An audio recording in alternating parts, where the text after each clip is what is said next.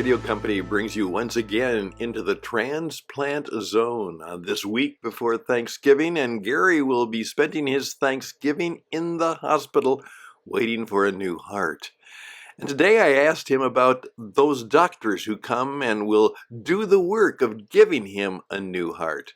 And so, today, Gary wants to give a special thanks and an affirmation to the doctors who will work with him to get a new heart for this Thanksgiving season.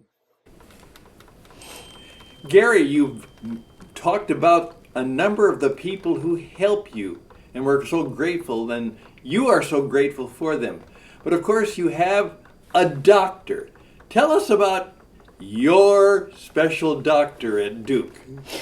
Well, this is pretty funny because when I was in the other room, you know, there's protocol. They're supposed to all come in and shut the door so nobody can hear what's going on. My room was kind of small, so they couldn't shut the door. And so they took turns coming in, and I counted 8 of them. And sometimes there's 10 of them, and I'm going, did they bring their buddies?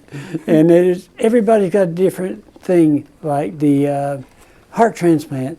One opens you up, one does something else, and I don't know what the rest of them do. Maybe they just gawk. I have no idea, but I know they all got a special part. And that's so the doctors won't get so tired, because just think, here you are, you got a palm of your hands in this person's life in your hand. And I go, wow, I never thought it that way. But they do. They do. And so when they're doing that, don't give your doctor such a hard time. I looked at some of them and I go, wow, you trust me? I said, yeah. I said, do you think I know all this stuff? And they started laughing. He didn't say, but he was thinking, maybe some of this is drunk, but no, you know, all the protocol, all the things you have to do and all that. And I said, I was having a hard time taking a shot. And it was an immune shot. And I just don't like them.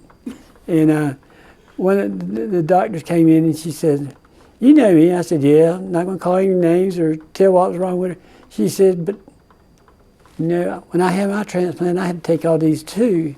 And I thought, you had a transplant? Tiny person. And she said, yeah, I had to have a blood transplant because she had cancer. And she told me how long ago it was and all this. And I looked at her and I said, you look fine now. And she said, you know, those immune shots are to keep you fine. And I said, okay, I'll take it. And, you know, it's just amazing that's going on up here. And it's going on in a lot of hospitals. So it doesn't matter what color the hospital is or what color the chutes are. You know, you have to trust them in order for them to do their job. Now, some of them may be iffy, but that doesn't matter. But a team, everyone's got each other's back. And everyone comes in there about every day. Now just think about this, 8 doctors coming in here and looking at you. And one saying this, one saying that, and I'm going, I'm just going to trust y'all. You know, because can I understand all this stuff? Do I want to understand it is probably the bigger question. So treat them kindly. Treat them with dignity. Anyway, I'm having a hard time with that word today.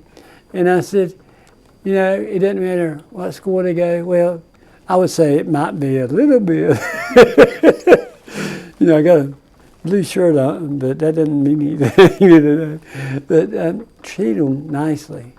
Because some of those doctors have been up here for 12, 14, 15 hours, and they never get to see hardly their family. So what is their cost for being a heart specialist? What is their cost for being up here, looking after you? And when you call them, they don't say, oh, I got to go do something and such. Sometimes they give you a home phone and say, if you have a problem, you call me. And I've got several of those. And so when I call him, I say, you don't think come right now? He said, I already turned around. I'm going right now to see what's going on. I'm going, well, you don't have to come right now. He said, yeah, I do. He said, that's my job, to look after you. And I said, okay. And so when he came in the door, he said, I'm not going to tell you where I was going or where I was at. He said, but I was a long way away. That's why I told you it'd take me 45 minutes at least to get here. And I said, okay. And I said, I appreciate that more than you ever know, because you're willing to change your schedule just for me, or the guy down the street, the guy in the other room, and that's a true doctor.